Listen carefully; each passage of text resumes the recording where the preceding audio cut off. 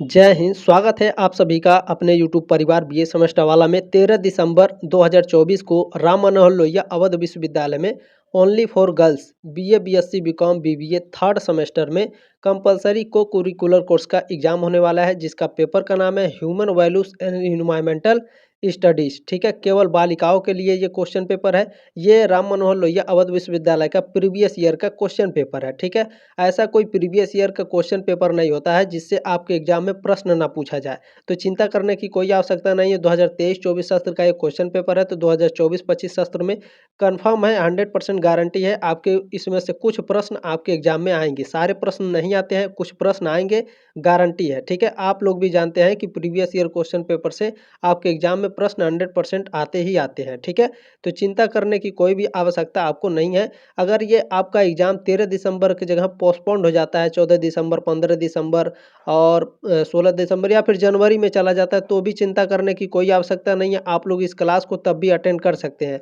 अगर exam postponed नहीं होता है तो बहुत ही अच्छी बात है, भगवान ना करे कि आप लोगों का एग्ज़ाम पोस्टपोन्ड हो। 13 दिसंबर को आप लोगों का एग्ज़ाम है, एकदम शानदार तरीके से, बहुत ही ज़बरदस्त तरीके से आप लोग एग्ज़ाम दे सकते हैं। ठीक है, केवल बालिकाओं के लिए है। 14 दिसंबर को केवल बालकों के लिए, ओनली फॉर बॉयज़ के लिए मैं क्वेश्चन पेपर जल्दी सॉल्व करा दूंगा। ठीक है, चले इसमें देखें, आप लोग देख सकते हैं ये आपका प्रीवियस ईयर का क्वेश्चन पेपर है। ठीक है, 2023-24 सत्र का एक क्वेश्चन पेपर है, तो 2024-25 सत्र का जो एग्ज़ाम है इसके लिए बहुत ही इंपॉर्टेंट होगा ये क्वेश्चन पेपर। ठीक है, आप लोग देख सकते हैं केवल बालिकाओं के लिए है, ओनली फॉर गर्ल्स। मैं बॉयज़ के लिए भी आप लोगों का क्वेश्चन पेपर जल्दी लेकर आने वाला हूँ। ठीक है, चले चले स्टार्ट करते हैं। इसमें आपका पहला प्रश्न पूछा गया है, लाइकेन शहरों में नहीं मिलते हैं क्योंकि शहर में सल्फर डाइऑक्साइड यानी SO2 प्रदूषण के कारण जो है लाइकेन जो होते हैं शहरों में नहीं मिलते हैं। सी ऑप्शन आपका राइट है। टोटल इसमें आपके 100 प्रश्न पूछे गए हैं। ठीक है, 100 प्रश्न पूछे गए हैं, जल्दी जल्दी देखने का भी प्रयास करेंगे, बहुत ही ज़बरदस्त तरीके से समझते हुए। ठीक है, प्रदूषण के कुछ विश्वसनीय सूचक हैं। प्रदूषण के कुछ विश्वसनीय सूचक कौन होते हैं? लाइकेन तथा मास जो होते हैं, ये प्रदूषण के दोनों विश्वसनीय सूचक है। सी ऑप्शन आपका करेक्ट है। देखिए, आप लोगों से बहुत ही ज़्यादा रिक्वेस्ट है, ये आप लोगों के हाथ में है, किसी भी बच्चे का बैक ना लगने पाए। इस क्वेश्चन पेपर को व्हाट्सएप पर ज़रूर शेयर कर दीजिएगा अपने दोस्तों के साथ, ताकि वो भी देख ले कि बीए थर्ड सेमेस्टर में आप लोगों के जो को करिकुलर कोर्स है, इसका पेपर किस तरह से आपके एग्जाम में पूछा जाता है। और 100% गारंटी के साथ 100 में से बहुत सारे ऐसे प्रश्न होंगे जो आपके एग्जाम में छपेंगे। ठीक है, ध्यान रखेंगे। आप लोग सब्सक्राइब भी कर लीजिएगा, ताकि आप फोर्थ, फिफ्थ और सिक्स सेमेस्टर में भी हमारे साथ जरूर जुड़े रहें। एक बार चैनल पर विजिट करके जरूर देख लीजिएगा। बीए सेमेस्टर वाला चैनल पर आपके सारे सब्जेक्ट की और सारे सेमेस्टर की तैयारी लिखित और ऑब्जेक्टिव दोनों तरीके से कराई जाती है, तो एक बार विजिट जरूर कर लें। ठीक है, चलें आपका आगे भी। ठीक है, फोर्थ, फिफ्थ और सिक्स सेमेस्टर में भी आपके मैं प्रीवियस ईयर के क्वेश्चन पेपर प्रोवाइड कराता रहूँगा, और आपके लिखित और ऑब्जेक्टिव दोनों तरीके से मैं क्लासेस भी कराता हूँ। ठीक है, चलिए तीसरा प्रश्न है, जल प्रदूषण का मुख्य कारक है। जल प्रदूषण का मुख्य कारक होता है इंडस्ट्रियल वेस्ट। ठीक है, औद्योगिक व्यर्थ। सी ऑप्शन आपका राइट है। देखिए, ऐसे चारों ऑप्शन में पढ़ाता चलूँगा तो बहुत ज़्यादा टाइम लग जाएगा और आपको समझ में भी नहीं आएगा। ठीक है, चलिए चौथा प्रश्न क्या है, जहाँ ज़रूरत रहेगी वहाँ मैं पढ़ा दूंगा। डीडीटी है एक, डीडीटी क्या है? तो डीडीटी एक प्रकार का अजैव निम्नीकरण प्रदूषक है। ठीक है, सी ऑप्शन आपका राइट है। आगे बढ़ते हैं, और भी जितने भी क्वेश्चन पेपर मैं सॉल्व कराया हूँ सभी को आप लोग देख लेंगे। ठीक है, पांचवा प्रश्न है, जल व मृदा प्रदूषण का मुख्य स्रोत है। कृषि उद्योग है, खादान है, ताप बिजली घर है, ये सभी। ठीक है, जल व मृदा प्रदूषण यानी जो पानी है और जो मिट्टी है, ये दोनों का प्रदूषण किसकी वजह से होता है? कृषि उद्योग से हो रहा है, खादानों से हो रहा है। ठीक है, जो ताप बिजली घर है उसके वजह से भी हो रहा है, तो डी ऑप्शन आपका राइट है। आगे बढ़ते हैं, अगला प्रश्न आपका पूछा गया है, लवणीकरण होता है। लवणीकरण किसके कारण होता है? अत्यधिक खेती के कारण। ठीक है, अत्यधिक खेती के कारण और खराब अपवाह के कारण, इन दोनों के कारण लवणीकरण अत्यधिक होता है। ठीक है, चले सी ऑप्शन आपका इसमें करेक्ट है, प्रश्न नंबर 6 का। आप सभी लोगों से रिक्वेस्ट है कि देखिए, आप लोग लाइक भी कर दीजिएगा, क्योंकि क्लास पर जितना ज़्यादा लाइक रहेगा यूट्यूब उतना ज़्यादा इस क्लास को रिकमेंड करेगा, यानी बाकी बच्चों के पास ऑटोमेटिक भेजता है। तो प्लीज़ ज़्यादा से ज़्यादा आप लोग लाइक भी कीजिएगा और शेयर भी कीजिएगा, सब्सक्राइब भी कर लीजिएगा। ठीक है, चैनल पर विजिट करके अगर आपको लगेगा कि हाँ ये अच्छा चैनल है, मैं इससे तैयारी कर सकता हूँ, तो आप लोग सब्सक्राइब भी कर लीजिएगा, ठीक है। चलिए, जल प्रदूषण का कारण है, जल प्रदूषण का कारण क्या है? देखें, औद्योगिक बहिर्स्राव, ठीक है, इंडस्ट्रियल इन्फ्लुएंस जो होते हैं इसके जल प्रदूषण के कारण है, क्योंकि औद्योगिकों से जो वेस्ट बाहर निकलते हैं पानी के जरिए, वो नदियों नालों में मिलते हैं और वो समुद्र में जाते हैं, तो ये एक तरह से पूरे पानी को ये गंदा कर देते हैं, ठीक है। बी ऑप्शन आपका राइट है। चलिए, 8वां प्रश्न आपका है, धूल के मुख्य प्रभाव का एक कारण है, धूल के मुख्य, ठीक है, धूल के मुख्य प्रभाव का एक कारण क्या है बताने का प्रयास करेंगे। बिल्कुल, रंध्र बंद होने के कारण। बी ऑप्शन आपका राइट है। चलिए, अगला प्रश्न देखेंगे। 9वां प्रश्न आपका पूछा गया है, ऊर्जा के नवीकरणीय संसाधन में है, ऊर्जा के नवीकरणीय संसाधन में सौर ऊर्जा होता है, सोलर एनर्जी। ए ऑप्शन आपका राइट है। अगला प्रश्न देखेंगे। 10वां प्रश्न आपका पूछा गया है, नई दिल्ली के वाहनों से कौन सा रेचक प्रदूषक नहीं निकलता है? तो देखें, सल्फर डाइऑक्साइड निकलता है, CO निकलता है, कार्बन डाइऑक्साइड, लेकिन राख नहीं निकलता है, ठीक है। तो देखिए, आप लोग भी जानते हैं मोटर वाहनों से धुआं निकलता है, राख नहीं निकलता है, ठीक है। बी ऑप्शन आपका राइट है, ध्यान रखेंगे। अगला प्रश्न आपका क्या है, डेट्राइटस खाद्य श्रृंखला प्रारंभ होती है? तो यह मृतक कार्बनिक पदार्थों से प्रारंभ होती है। सी ऑप्शन आपका राइट है, ठीक है। डेड ऑर्गेनिक मैटर से ये प्रारंभ होती है। चले, अगला प्रश्न देखेंगे। 12वां प्रश्न आपका पूछा गया है, हिरोशिमा पर पहला एटम बम विस्फोट हुआ था? तो देखिए, हिरोशिमा पर पहला बम विस्फोट हुआ था 6 अगस्त 1945 को, और नागासाकी पर दूसरा एटम बम गिरा था 9 अगस्त 1945 को, ठीक है। दोनों याद रखिएगा। बी ऑप्शन आपका इसमें करेक्ट है। अगला प्रश्न है 13 नंबर, अम्लीय वर्षा से होने वाली क्षति, अम्लीय वर्षा की डैश इसको भरना है, प्रकृति के कारण होती है। अम्लीय वर्षा से होने वाली क्षति, अम्लीय वर्षा की संक्षारक संक्षारक प्रकृति के कारण होती है, ठीक है। डी ऑप्शन आपका राइट है। अगला प्रश्न है आपका, जल प्रदूषण से नहीं होने वाला रोग है? जल प्रदूषण से कौन सा रोग नहीं होता है? देखिए, पीलिया भी होता है, हैजा भी होता है, पेचिस भी पड़ता है, एड्स जो होता है ये एक संक्रामक रोग है, ठीक है, ध्यान रखेंगे। सी ऑप्शन आपका राइट है। चलिए, अगला प्रश्न है आपका, रेड लिस्ट कौन प्रकाशित करता है? बताने का प्रयास करेंगे। बिल्कुल, देखिए, जो IUCN है, ठीक है, IUCN ये रेड लिस्ट प्रकाशित करता है। बी ऑप्शन आपका करेक्ट है। अगला प्रश्न देखेंगे क्या है। 16 नंबर प्रश्न आपका पूछा गया है, जलीय तंत्र में आसानी से गति करने वाले जीव कहलाते हैं? जलीय तंत्र में आसानी से गति करने वाले जो जीव होते हैं नेक्टान कहलाते हैं, ठीक है। सी ऑप्शन आपका राइट है। चलिए, 17 नंबर प्रश्न है, पारितंत्र में होते हैं, पारितंत्र में जैविक तथा अजैविक घटक होते हैं। ए ऑप्शन आपका करेक्ट है। अगला प्रश्न देखेंगे क्या है। 18 नंबर प्रश्न पूछा गया है, किसी खाद्य श्रृंखला की पहली कड़ी हरे पौधे हैं, क्योंकि? क्योंकि देखें इसमें क्योंकि देखें यहाँ पर डी ऑप्शन आपका राइट है, उपरोक्त सभी था यहाँ पे, ठीक है।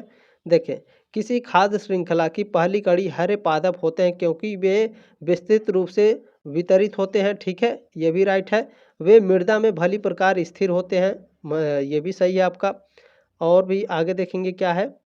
देखें, केवल उन्हीं में सूर्य के प्रकाश की उपस्थिति में वायुमंडल की कार्बन डाइऑक्साइड को स्थिर करने की क्षमता होती है। बिल्कुल, डी ऑप्शन आपका राइट है, उपरोक्त सभी।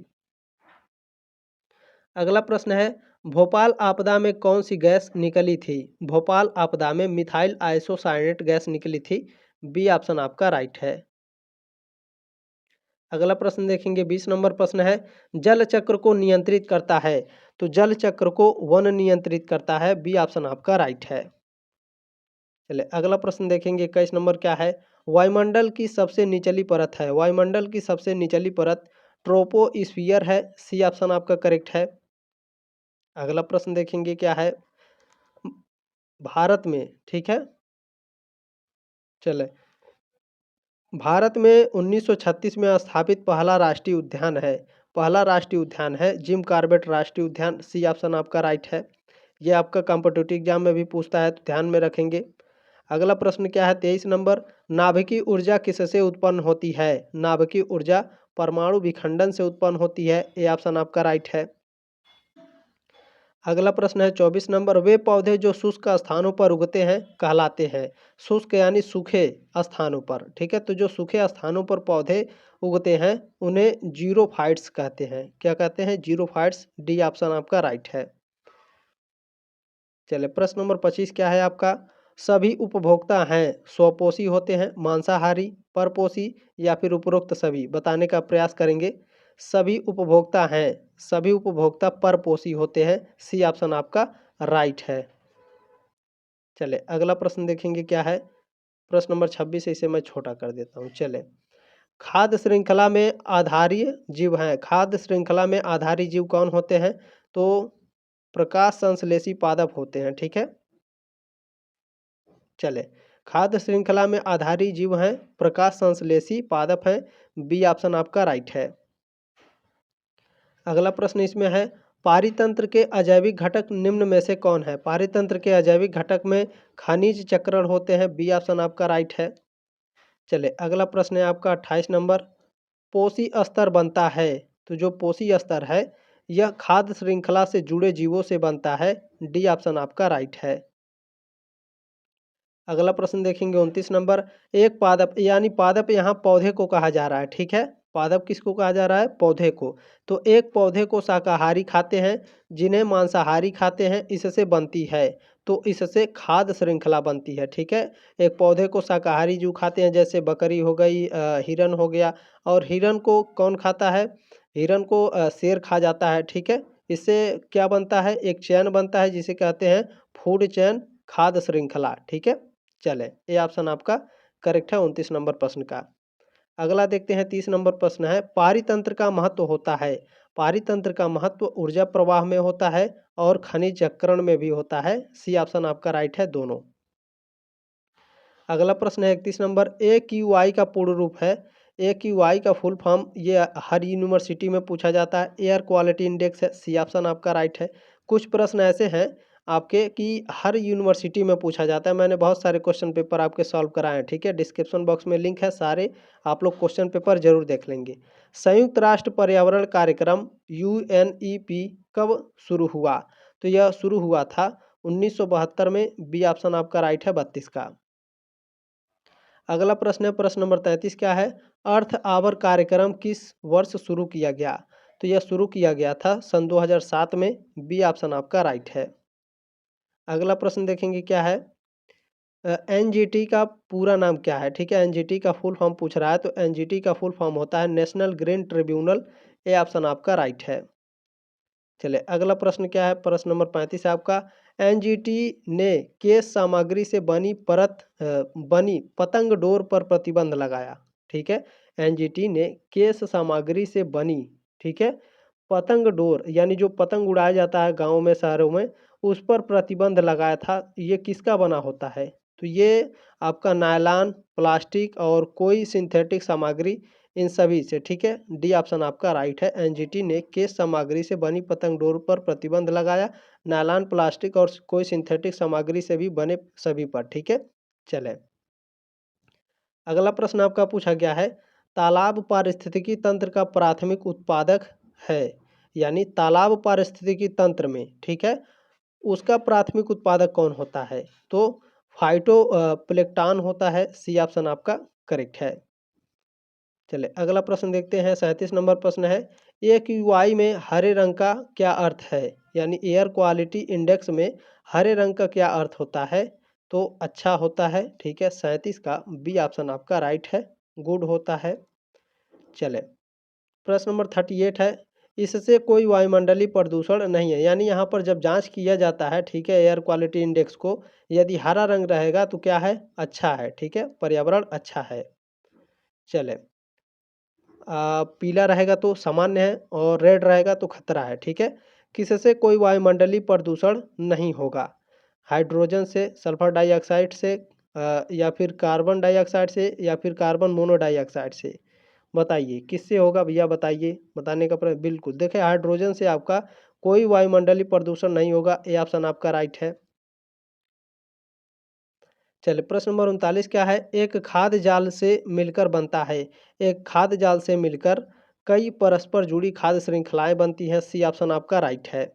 अच्छा, एक जगह मैंने यहाँ इसको कार्बन डाइऑक्साइड शायद कहीं पढ़ दिया है, ठीक है। ये कार्बन मोनोडाइऑक्साइड होता है, CO2 कार्बन डाइऑक्साइड होता है, SO2 सल्फर डाइऑक्साइड होता है, ठीक है। चले 39 मैंने बता दिया आपको। प्रश्न नंबर 40 है आपका, सतत विकास का प्रयोग सबसे पहले किया गया। सतत विकास का प्रयोग सबसे पहले बर्टलैंड रिपोर्ट में किया गया था। बी ऑप्शन आपका करेक्ट है।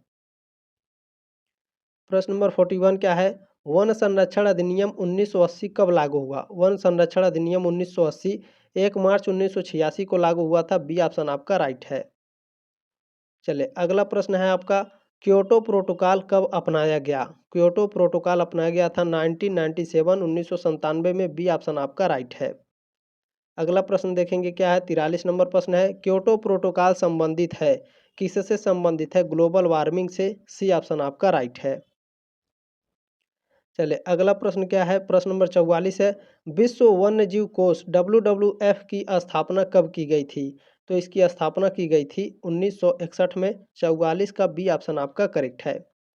चलिए अगला प्रश्न देखेंगे, प्रश्न नंबर 45 क्या है, विश्व प्रकृति संगठन WNO कब स्थापित हुआ। अच्छा, WNO का फुल फॉर्म भी आपके एग्जाम में पूछता है, तो ध्यान रखिएगा, विश्व प्रकृति संगठन, ठीक है, वर्ल्ड नेचर ऑर्गेनाइजेशन, ठीक है। कब स्थापित हुआ था, तो ये स्थापित हुआ था सन 2010 में। 45 का बी ऑप्शन आपका करेक्ट है। अगला प्रश्न देखेंगे क्या है, चलिए प्रश्न नंबर 46 है आपका, महात्मा गांधी ने कितने पाप की अवधारणा दी है। तो महात्मा गांधी ने 7 पापों की अवधारणा दी है। ये ऑप्शन आपका राइट है। चलिए अगला प्रश्न देखेंगे, 47 नंबर क्या है, मानवीय मूल्य आवश्यक है।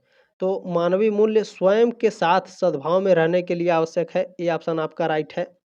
अगला प्रश्न देखते हैं क्या है, प्रश्न नंबर 48 है, शरीर की आवश्यकताएं अस्थायी होती हैं, जबकि स्वयं की जो आवश्यकताएं हैं होती हैं सतत होती हैं। अस्थायी, असंतत या प्रकृति, बताइए। शरीर की आवश्यकताएं जो होती हैं अस्थायी होती हैं, ठीक है, जबकि स्वयं की जो आवश्यकताएं हैं यह आवश्यकताएं सतत होती हैं। ये ऑप्शन आपका राइट है। सतत माने कंटिन्यूअस होती हैं, ठीक है। चलें 48 नंबर प्रश्न हो गया। प्रश्न नंबर 49 आपका पूछा गया है, मनुष्य के लिए क्या आवश्यक है लेकिन पूर्ण नहीं। प्रसन्नता, भौतिक सुविधाएं, समृद्धि या संबंध, बताइए। मनुष्य के लिए आवश्यक है, इनमें से, इन चारों में से आवश्यक है लेकिन पूर्ण नहीं है, पूर्ण रूप से नहीं है। तो देखिए जो भौतिक सुविधाएं हैं, ठीक है, ये मनुष्य के लिए आवश्यक है लेकिन पूर्ण नहीं है। फिजिकल फैसिलिटी, ठीक है, बी ऑप्शन आपका करेक्ट है।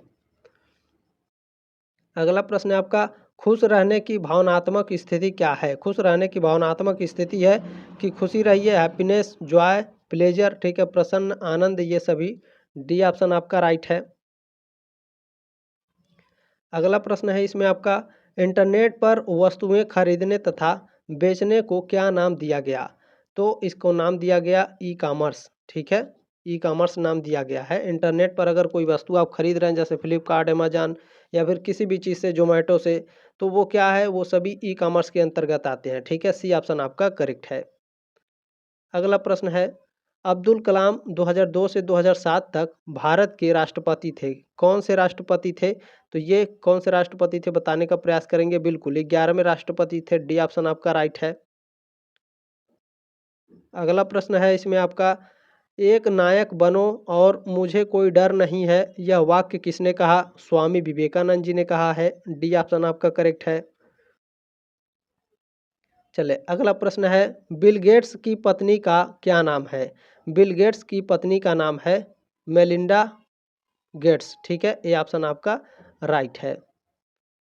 चले प्रश्न नंबर 55 क्या है, रिश्वत अधिनियम 2010 UKBA कब लागू हुआ। तो ये लागू हुआ है जुलाई 2011 में। सी ऑप्शन आपका राइट है। प्रश्न नंबर 66 क्या है, अजीम प्रेम जी का जन्म 24 जुलाई को हुआ था। यानी अजीम प्रेम जी का जन्म कब हुआ था, तो इनका जन्म हुआ था 1945 में, ठीक है। 1945 में अजीम प्रेम जी का जन्म हुआ था, ठीक है। ये ऑप्शन आपका करेक्ट है। अगला प्रश्न देखेंगे 57, अजीम प्रेम जी के अध्यक्ष और मुख्य कार्यकारी अधिकारी हैं। अजीम प्रेम जी विप्रो के, ठीक है, विप्रो के अध्यक्ष और मुख्य कार्यकारी अधिकारी भी हैं। सी ऑप्शन आपका राइट है। ये भी हर यूनिवर्सिटी में पूछा जाता है। अगला प्रश्न क्या है, बिल गेट्स ने माइक्रोसॉफ्ट का आरंभ किया था, कब किया था। तो 1975 में इन्होंने आरंभ की थी माइक्रोसॉफ्ट को। ये ऑप्शन आपका राइट है। अगला प्रश्न आपका पूछा गया है, आचार नीति एक विज्ञान है। तो आचार नीति एक मानक विज्ञान है, ठीक है, नॉर्मेटिव विज्ञान है, नॉर्मेटिव साइंस है, ठीक है। सी ऑप्शन आपका राइट है। चलिए प्रश्न नंबर 60 देखेंगे क्या है। अस्थाई विकास में पिलर का एक नाम बताएं। अस्थाई विकास में पिलर का एक नाम बताएं।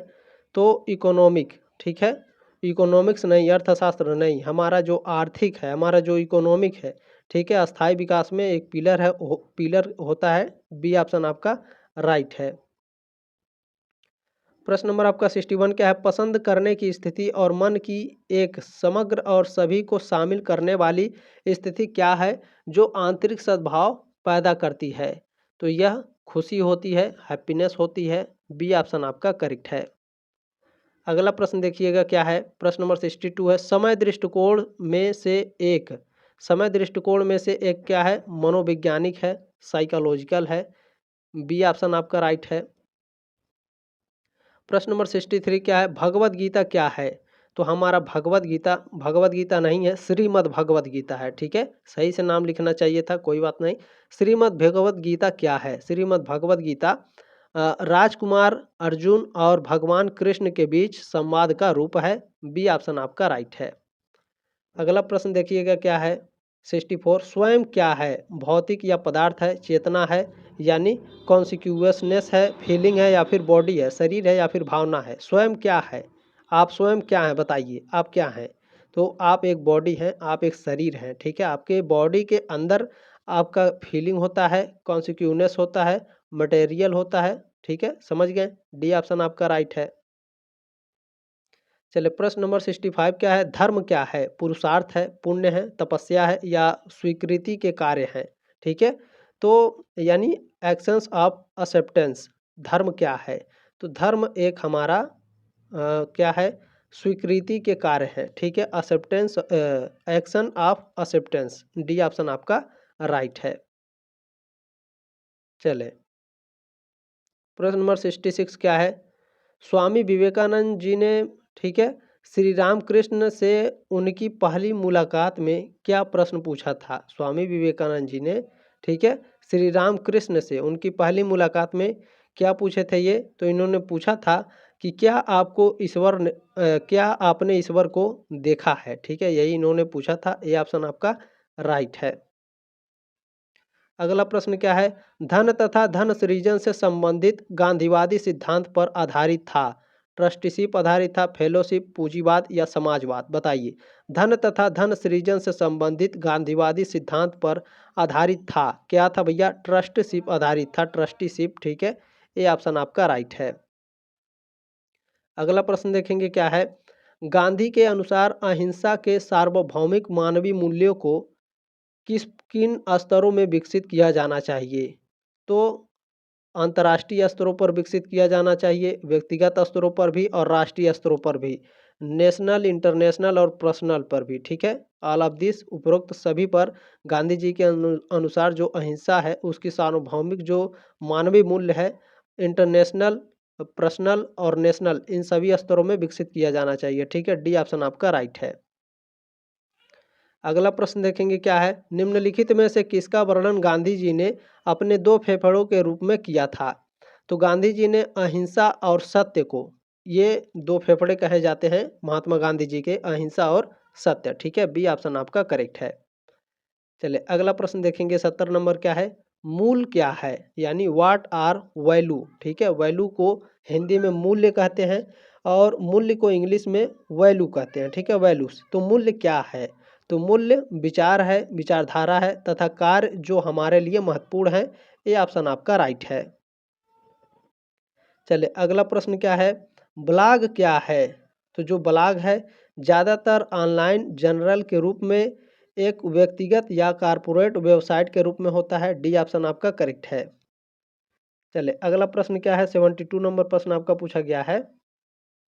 चले, बाजार में ज्वेलर्स के लिए कौन सा प्रमाण पत्र आवश्यक है। बाजार के लिए ठीक है, बाजार में ज्वेलर्स के लिए कौन सा प्रमाण पत्र आवश्यक होता है। BIS हॉलमार्क, ठीक है, BIS हॉलमार्क आवश्यक होता है। सी ऑप्शन आपका राइट है। चले अगला प्रश्न क्या है, नैतिक दुविधा के खतरे कौन से हैं? नैतिक दुविधा के खतरे कौन से हैं?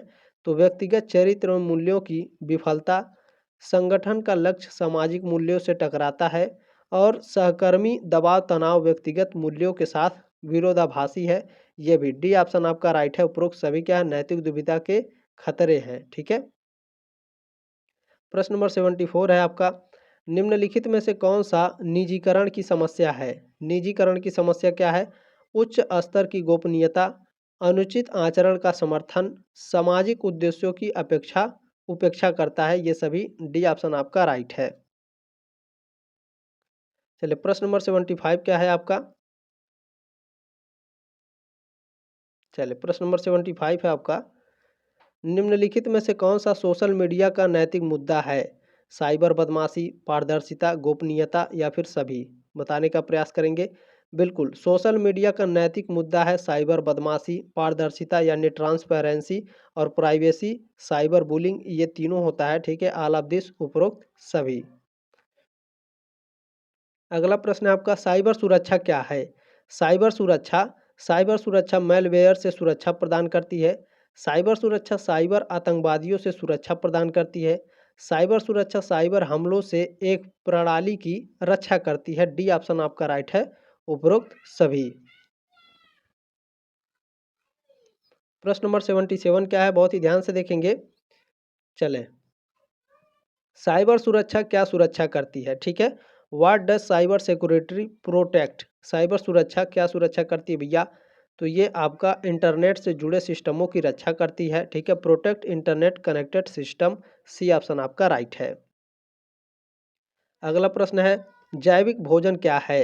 जैविक भोजन कीटनाशक के बिना खेती जो होता है इसे जैविक कहा जाता है।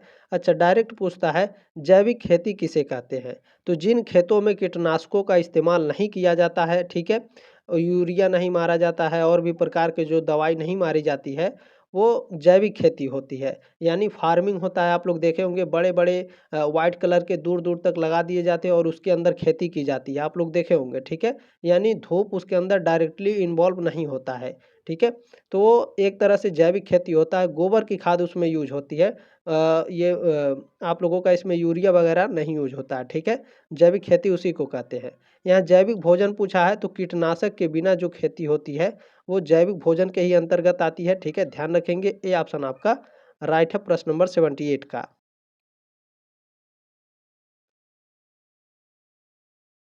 चले प्रश्न नंबर 79 क्या है आपका, निजीकरण क्या है? ठीक है, जैसे निजीकरण को क्या बोलते हैं, प्राइवेटाइजेशन। ठीक है, यानी जैसे कहते हैं मोदी जी रेलवे को प्राइवेट कर दिए हैं यानी बेच दिए हैं, उसी तरह से निजीकरण कर दिए हैं, तो निजीकरण को प्राइवेटाइजेशन बोलते हैं। ठीक है, व्हाट इज प्राइवेटाइजेशन, निजीकरण क्या होता है? तो निजीकरण जो होता है, निजीकरण स्वामित्व का तरीका है। ठीक है, सी ऑप्शन आपका करेक्ट है प्रश्न नंबर 79 का। चलिए प्रश्न नंबर 80 क्या है, ISI मार्क। ठीक है, ISI मार्क प्रमाणीकरण चिन्ह है एग्रो का, औद्योगिक उत्पादों में होता है या फिर IT में, या फिर इनमें से कोई नहीं। ISI मार्क आप लोगों ने देखा होगा। ठीक है, ISI मार्क इंडस्ट्रियल होता है, औद्योगिक होता है। बी ऑप्शन आपका राइट है। चलिए प्रश्न नंबर 81 है, जी AG मार्क मानक की गारंटी है। AG मार्क, ठीक है, AG मार्क किस मानक की गारंटी है? आकार, मात्रा, वजन या फिर गुणवत्ता की? तो यह एक गुणवत्ता की गारंटी होती है। ठीक है, डी ऑप्शन आपका राइट है। जहाँ पर AG मार्क लगा होगा, ठीक है, जो AG मार्क मतलब जैसे मुहर लगा देते हैं उसी तरह से ये मुहर लगा होता है AG मार्क का। तो AG मार्क ये अगर किसी चीज़ पर, किसी वस्तु पर मुहर लग गया है AG मार्क का, तो इसका मतलब है कि वो गुणवत्ता में काफ़ी अच्छा है, क्वालिटी में काफ़ी अच्छा होता है। ठीक है, डी ऑप्शन आपका राइट है। अगला प्रश्न देखेंगे, हमारे कितने मूल्य हैं? तो हमारे कुल 8 मूल्य हैं। सी ऑप्शन आपका राइट है। चले अगला प्रश्न क्या है, मुख्य प्रकार के एकाधिकार। तो मुख्य प्रकार के एकाधिकार तकनीकी एकाधिकार होते हैं। ए ऑप्शन आपका राइट है। टेक्नोलॉजिकल मोनोपोली होते हैं। चले अगला प्रश्न क्या है, 84 नंबर, नैतिक दुविधा क्या है? नैतिक दुविधा क्या है? तो जो नैतिक दुविधा होती है यह मूल्यों के बीच नैतिक संघर्ष होता है, ठीक है। Moral conflict between value, D option आपका करेक्ट है। चलिए अगला प्रश्न है आपका, साइबर सुरक्षा का नैतिक मुद्दा कौन सा है? साइबर सुरक्षा का नैतिक मुद्दा है कि गोपनीयता का आक्रमण, ठीक है, इन्वेजन ऑफ प्राइवेसी, हैकिंग, और क्या है, कॉपीराइट इन्फॉर्गमेंट, ठीक है, कॉपीराइट इन्फ्रिजमेंट है, ठीक है, कॉपीराइट इन्फ्रिजमेंट, ये तीनों आपके क्या है, साइबर सुरक्षा का नैतिक मुद्दा है। 85 का डी ऑप्शन आपका राइट है, all of this, D option आपका राइट है, उपरोक्त सभी। प्रश्न नंबर 86 क्या है, केस स्टडी क्या है? What is case study? तो जो केस स्टडी होता है एक व्यक्ति समूह के बारे में गहन अध्ययन, ठीक है, डी ऑप्शन आपका राइट है। सोशोलॉजी आपने पढ़ा होगा, तो सोशोलॉजी में आपको केस स्टडी पढ़ाया जाता है, मैं खुद पढ़ाता हूँ आप सभी लोगों को। प्रश्न नंबर 87 क्या है, निर्णय जो अक्सर और प्रकृति में दोहराव वाले होते हैं कहलाते हैं, तो ये क्या कहलाते हैं? क्रमादेशीय निर्णय कहलाते हैं, बी ऑप्शन आपका राइट है। प्रश्न नंबर 88 क्या है, विधायी कारपोरेट सामाजिक उत्तरदायित्व यानी CSR वाला दुनिया का एकमात्र देश है, भारत है, बी ऑप्शन आपका राइट है। अगला प्रश्न क्या है आपका, प्रश्न नंबर 89 है, मानक व्यवहार के अच्छे और बुरे पहलुओं से संबंधित है, कौन संबंधित है? मूल्य संबंधित होते हैं, ए ऑप्शन आपका राइट है। अगला प्रश्न क्या है, इनमें से कौन इस दृष्टिकोण को मानता है कि चरित्र के बिना ज्ञान पाप है? तो महात्मा गांधी मानते हैं, बी ऑप्शन आपका राइट है। प्रश्न नंबर 91 क्या है, परितंत्रों के समुच्चय को कहते हैं, परितंत्रों के समुच्चय को जीवमंडल कहते हैं, सी ऑप्शन आपका राइट है। प्रश्न नंबर 92 क्या है, 92 नंबर प्रश्न है, पारिस्थितिकी तंत्र का इस रूप में परिभाषित, ठीक है, पारिस्थितिकी तंत्र का, यह को रहना चाहिए था, पारिस्थितिकी तंत्र को इस रूप में परिभाषित किया जा सकता है, किस रूप में भैया? तो पर्यावरण के साथ सभी पौधे को, ठीक है, ऑल प्लांट्स एंड एनिमल, ठीक है। चले, डी ऑप्शन आपका राइट है। प्रश्न नंबर 93 देखेंगे, हमारा क्या पूछा गया है, अजैविक को भी कहा जाता है, ठीक है, ए बायोटिक इज आल्सो कॉल्ड, अजैविक को भी कहा जाता है, क्या कहा जाता है? तो भौतिक वातावरण या पर्यावरण कहा जाता है, ठीक है, फिजिकल इन्वायरमेंट कहा जाता है, बी ऑप्शन आपका राइट है। प्रश्न नंबर 94 है, एक पारितंत्र में पौधे होते हैं, उत्पाद होते हैं पौधे, उपभोक्ता होते हैं, या फिर सफाईकर्ता होते हैं सफाईकर्ता नहीं होते, ठीक है, या फिर अपघटक होते हैं, बताइए। एक पारितंत्र में पौधे होते हैं, पारितंत्र में जो पौधे होते हैं वो प्रोड्यूसर्स होते हैं, ठीक है, उत्पादक होते हैं, ये ऑप्शन आपका राइट है। कभी कभी ऑप्शन में भी ऐसा देता है कि हंसी छूट जाता है, चले कोई बात नहीं। पारितंत्र में द्वितीय उपभोक्ता होते हैं, पौधे होते हैं शाकाहारी, मांसाहारी या सर्वाहारी। पारितंत्र में द्वितीय उपभोक्ता जो होते हैं वो मांसाहारी होते हैं, ठीक है, सी ऑप्शन आपका राइट है, ठीक है। पारितंत्र में प्रथम उपभोक्ता घास हो गए, पेड़ पौधे हो गए, और आपके द्वितीय उपभोक्ता कौन है? पारितंत्र में मांसाहारी होते हैं, शेर वगैरह, ठीक है, जो मांस खाते हैं। चले अगला प्रश्न है, यूट्रोफिकेशन का अर्थ है, यूट्रोफिकेशन का अर्थ होता है अतिरिक्त पोषण के कारण जल स्रोत का जलीय पदार्थों से भर जाना, बी ऑप्शन आपका करेक्ट है। अगला प्रश्न देखेंगे 97, विश्व पर्यावरण दिवस होता है, विश्व पर्यावरण दिवस हर साल 5 जून को मनाया जाता है, आप सभी लोग जानते हैं, बी ऑप्शन आपका राइट है। मनाए जाने का कोई फायदा नहीं, कोई पेड़ वगैरह नहीं लगाया जाता है, केवल सेल्फी लेकर के आपका सोशल मीडिया पे डाल दिया जाता है कि हाँ पेड़ लगा रहे हैं। वनों की कटाई से आमतौर पर कम हो जाती है, क्या कम होती है? तो देखिए जहाँ पर वन कम होते हैं वहाँ वर्षा भी आपके कम होती है, ठीक है, ये ऑप्शन आपका राइट है। चले देखें, वनों की कटाई आमतौर पर कम हो जाती है, तो देखें वनों की कटाई से मिट्टी का कटाव भी होता है, ठीक है, सूखा भी पड़ जाएगा, ग्लोबल वार्मिंग भी बढ़ता है, लेकिन रेनफॉल वर्षा सबसे पहले जो होती है वो कम हो जाती है, ये बात ध्यान रखेंगे, ठीक है, ये ऑप्शन आपका राइट है। प्रश्न नंबर 99 क्या है, पारिस्थितिकी पिरामिड जो सदैव सीधा रहता है, ऐसा कौन सा इन चारों में से पारिस्थितिकी पिरामिड है जो सदैव सीधा होता है? तो ऊर्जा का पिरामिड जो होता है यह हमेशा सीधा होता है। ये ऑप्शन आपका राइट है, पिरामिड ऑफ एनर्जी। तो ये जो होता है हमेशा सीधा होता है, पिरामिड ऑफ एनर्जी। ठीक है, ये ऑप्शन आपका करेक्ट है। आप लोगों ने जो प्यार और सपोर्ट दिया है इसके लिए आप लोगों को तहे दिल से धन्यवाद। इसी तरह से अपना प्यार और सपोर्ट बनाए रखिएगा। लाइक शेयर सब्सक्राइब जरूर कीजिएगा। ठीक है, और मैं ये आपका लास्ट प्रश्न है इसमें। ठीक है, 100 नंबर प्रश्न है। सर्वाधिक स्थिर पारिस्थितिकी तंत्र है, कौन है? तो ओशियन होता है, महासागर होता है, सर्वाधिक स्थिर होता है पारिस्थितिकी तंत्र में। ठीक है, सी ऑप्शन आपका राइट है। आप लोगों का एग्जाम हो जाएगा तो टेलीग्राम ग्रुप में आइएगा, उसमें आप लोग अपना क्वेश्चन पेपर भेज दीजिएगा, मैं तुरंत आपको सॉल्व करके दे दूंगा। ठीक है, ये बात आप लोग ध्यान रखिएगा। कोई भी क्वेश्चन पेपर हो आप लोग सेंड जरूर कीजिएगा। ठीक है, टेलीग्राम ग्रुप का लिंक दिया गया है डिस्क्रिप्शन बॉक्स में, ज्वाइन कर लीजिएगा, अपना क्वेश्चन पेपर जरूर भेज दीजिएगा। जल्दी मिलते हैं आपके नेक्स्ट क्लास में, तब तक के लिए जय हिंद, वंदे मातरम।